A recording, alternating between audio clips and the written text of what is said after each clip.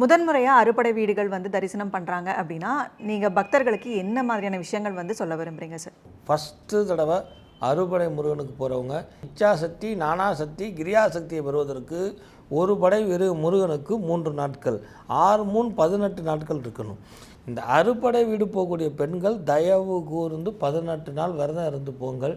பொருளாதார வளம் சிறக்கும், அந்யோன்யம் சிறக்கும், செவ்வாதோஷம் நீங்கும். இப்படி அரிய பெரிய நிகழ்வுகளை நடத்தக்கூடியது விசேஷம். அடுத்ததாக என்ன மாதிரி நெய்வேத்தியம் பண்ணணும்? முருகனுக்கு உகந்த தெள்ளு தமிழும் தினை மாவுன்னு சொன்னான். தினை மாவு நிவேதனம் பண்ணுறது முக்கியம், முதன்மை, கடமை. அந்த 6 முருகனும் உங்களுடைய உள்ளத்தில் குடிகொண்டு இருப்பானா கடந்து. அவ்வளோ சக்தி இந்த தினை மாவுக்கு உண்டு.